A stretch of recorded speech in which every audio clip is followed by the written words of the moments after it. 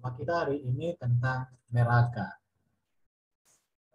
Tema neraka ini sebenarnya di dalam Alkitab mendapatkan sorotan juga, walaupun artinya kalau dari segi datanya, karena inti berita Alkitab bukan neraka ya, tapi kerajaan surga. Walaupun memang neraka dibicarakan, tujuannya adalah supaya orang tidak memilih untuk masuk neraka.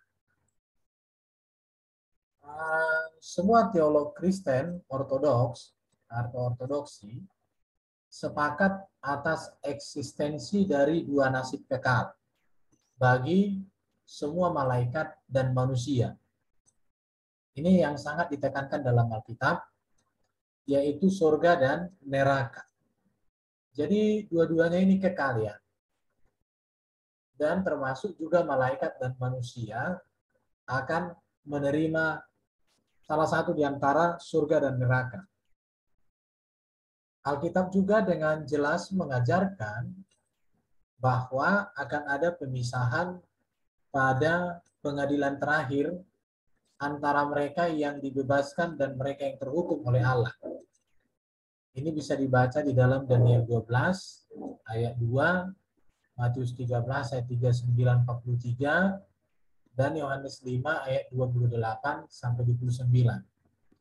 Jadi memang akan ada pemisahan pada pengadilan terakhir antara mereka yang dibebaskan dan juga mereka yang terhukum. Tentu yang dibebaskan itu akan masuk ke surga, tetapi yang terhukum itu tentu akan tetap kekal di neraka. Dan kalau kita melihat di dalam Alkitab, istilah lazim bagi tujuan akhir manusia yang diselamatkan itu, itulah yang disebut surga, sedangkan untuk yang terhukum itu disebut neraka. Bicara tentang neraka, data Alkitab itu dengan jelas mengatakan tentang kengerian hukuman kekal. Itu ada di dalam Matius pasal 5 ayat 29-30, dan juga di dalam Markus 9 ayat 43, Wahyu 14 ayat 11. Matius 5 ayat 29. Maka jika matamu yang kanan menyesatkan engkau, cungkillah dan buanglah itu, karena lebih baik bagimu jika satu dari anggota tubuhmu binasa daripada tubuhmu dengan utuh dicampakkan ke dalam neraka. Ini berbicara penghukuman. Dan jika tanganmu yang kanan menyesatkan engkau, penggallah dan buanglah itu, karena lebih baik bagimu jika satu dari anggota tubuhmu binasa daripada tubuhmu dengan itu masuk neraka. Artinya memang neraka ini berbicara tentang kengerian dan juga penghukuman. Artinya orang yang masuk neraka ini benar-benar suatu keadaan yang sangat-sangat menakutkan. Dan seluruh data Alkitab selalu berbicara tentang neraka adalah hal yang mengerikan. Tetapi puji Tuhan ya, untuk kita orang Kristen, neraka ini bukan lagi menjadi tujuan hidup kita. Tetapi ada kepastian untuk kita memiliki keselamatan di surga. Untuk mengerti kita lebih dalam tentang arti neraka ini, beberapa istilah penting untuk memahami apa itu neraka harus kita tahu dulu. Ya, jadi istilah-istilah yang penting ini harus kita tahu. Dengan demikian maka kita akan mengerti nanti apa itu neraka. Dan sebenarnya ini juga sudah pernah kita bahas ya, tentang berkaitan dengan neraka, yaitu tentang dunia orang mati atau alam maut. Ya, itu sudah kita bahas sebenarnya. Di sini ada kata Sheol yang pertama ya. Kata Sheol ini dipakai 65 kali dalam Perjanjian Lama, di mana kata ini digambarkan sebagai kuburan, tetapi juga sebagai tempat orang mati. Ini dalam konteks PL, kata Sheol itu adalah dunia orang mati atau tempat orang mati, tapi ada juga mengartikan kuburan. Seperti di ayat 17 ayat 3, Mazmur 16 ayat 10 dan seterusnya ini ya. Tetapi di dalam PL, fokus dominan PL kelihatan tentang tempat kemah tubuh manusia kemana ia pergi, bukan di mana jiwa mereka akan berada. Kalau kita lihat di PL memang tidak sedetail apa yang disampaikan di PB tentang pengertian bagaimana soul ini ya. Karena fokus yang lebih ditonjolkan di PL itu berbicara tentang kemah tubuh manusia, kemana ia pergi, bukan di mana jiwa daripada manusia yang mati itu berada.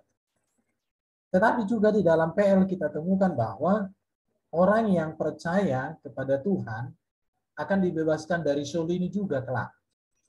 Tetapi orang fasik pergi ke soul setelah kematian.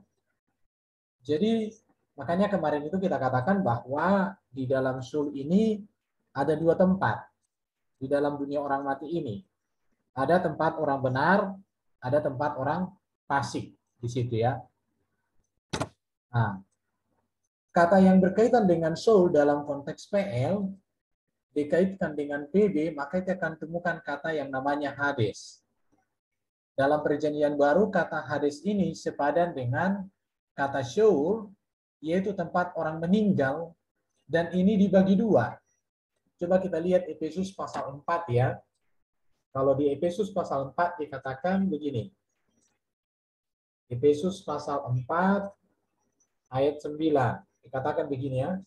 Bukankah ia telah naik berarti bahwa ia juga telah turun ke bagian bumi yang paling bawah. Ia yang telah turun, ia juga yang telah naik jauh lebih tinggi daripada semua langit untuk memenuhkan segala sesuatu. Ya, dikatakan di dalam ayat 9 sampai 10. Baru ini juga berkaitan dengan 1 Petrus pasal 3. Saya bacakan untuk kita semua. 1 Petrus pasal 3 ayat 19. Dikatakan begini. Saya baca mulai 18. Dikatakan, sebab juga Kristus telah mati sekali untuk segala dosa kita, ia yang benar untuk orang-orang yang tidak benar, supaya ia membawa kita kepada Allah. Ia yang telah dibunuh dalam keadaannya sebagai manusia, tetapi yang telah dibangkitkan menurut roh. Dan di dalam roh, ia juga pergi memberitakan Injil kepada roh-roh yang di dalam penjara. Jadi di sini kita bisa melihat bahwa di dalam Hades atau soul ini disebut ini tempat orang yang meninggal dan itu dibagi dua. Berdasarkan Efesus pasal 4 ayat 9, 10 dan 1 Petrus 3 19. Di mana tempat kebahagiaan orang benar ini berkaitan dengan Firdaus. Sedangkan tempat untuk penderitaan penghukuman itu disebut sebagai untuk tempat orang fasik itu sebanyak 3 kali. Tapi diartikan soul. Jadi kita harus mengerti dulu yang pertama tadi kata soul dan Hades ini memiliki arti yang berdekatan atau sama ya. Kemudian juga ada namanya kata abusos ya. Ini yang disebut dengan jurang maut yang dalam sekali atau lubang yang dalam sekali. Dan tempat ini dikatakan adalah tempat penjara untuk iblis, setan-setan, dan juga di sanalah setan menjadi raja atas iblis dan semuanya itu ya. Di situ. Jadi tempat ini adalah penjara untuk iblis, itu abusos, dan di sana setan menjadi raja atas iblis semuanya di situ. Dan pada kedatangan Yesus yang kedua, setan ini akan diikat dan dilemparkan kepada Abisos selama 1000 tahun. Nah, dikatakan di dalam Wahyu pasal 20 ayat 1 sampai 3. Jadi ini yang saya temukan ketika saya coba belajar bagaimana kita memahami tentang neraka. Yang pertama kita harus mengerti dulu apa itu Hades dan Soul. Kemudian apa itu Abisos. Kemudian ada kata ketiga yang perlu dipelajari itu Tartarus. Dan ini hanya ditemukan satu kali dalam PB, yaitu dalam 2 Petrus pasal 2 ayat 4. Dan menurut buku yang saya baca, Tartarus ini merupakan tempat kediaman Allah-Allah yang memberontak dan keberadaan yang lain seperti Titan ya. Titan itu artinya seperti dewa-dewa, mitos semuanya itu, ala-ala, pujaan-pujaan yang menyesatkan manusia itu akan ditaruh di sini tuh, di Tartarus itu. Dan ini kalau kita lihat dalam kitab Henok, ini tidak masuk di dalam kitab 66 kitab yang dikanonkan oleh Kristen ya, tetapi kitab Henok ini masuk Deuterokanonika. Hal ini dikaitkan dengan malaikat-malaikat yang telah jatuh. Jadi Tartarus ini tempat malaikat-malaikat yang telah jatuh itu. Jadi ketika malaikat diusir, jatuh, ya tempatnya di sini, Tartarus. Dan disinilah mereka untuk berdiam, tinggal. Itu tadi yang ketiga ya. Sekarang kita masuk ke yang berikut, yaitu Gehenna. Kata Gehenna ini 12 kali di dalam kitab Perjanjian Baru, dan kata Gehenna ini menunjuk kepada penghukuman kekal yang diambil dari bahasa Ibrani yaitu Gehinom. Nah, kata Gehinom ini dipakai untuk menjabarkan penghakiman akhir, suatu penghukuman yang memiliki durasi kekal. Jadi kata yang cocok, yang tepat diartikan tentang neraka adalah Gehenna ini. Kalau Tartarus itu adalah tempat para malaikat-malaikat yang jatuh dan Allah-Allah yang memberontak atau kuasa-kuasa itu di situ ya. Tetapi kalau di ini kalau di Abyssos ini jurang maut, tempat ini adalah penjara untuk iblis. Kalau di Hades dan Sheol ini terbagi dua. Ada tempat orang benar Firdaus dan tempat orang fasik itu ada tersendiri juga di sana. Nah, di situ nanti kita akan diskusikan. Sekarang bagaimana gambaran tentang neraka di dalam Alkitab atau Gehenna itu? Dikatakan di situ ada api yang tidak terpadamkan. Kita lihat itu di dalam Matius pasal 3 ayat 12 dan Markus pasal 9 ayat 43-48. Baru di neraka ini juga dikatakan ada dapur perapian. Jadi digambarkan seperti dapur perapian, digambarkan juga sebagai kegelapan yang sangat gelap sekali. Baru ada juga dikatakan api yang kekal dalam Matius 25:41. Dalam Wahyu 21 ayat 8 dikatakan ada lautan api dan belerang.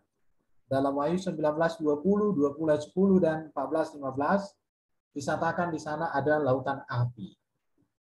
Jadi berbicara tentang neraka, tentu ini adalah tempat penghukuman bagi iblis dan bagi orang yang tergoda oleh iblis. Di dalam saya membaca Alkitab, iblis ini neraka ini diciptakan oleh Tuhan adalah untuk iblis yang memberontak. Tetapi manusia menjadi masuk neraka karena manusia tergoda dan ikut apa yang ditawarkan oleh iblis. Nah, di situ ya. Jadi neraka itu digambarkan ya seperti ini, api yang tidak terpadamkan. Digambarkan seperti dapur perapian, artinya hal-hal yang mengerikan. Tidak ada satu hal yang baik pun diceritakan di dalam Alkitab tentang neraka.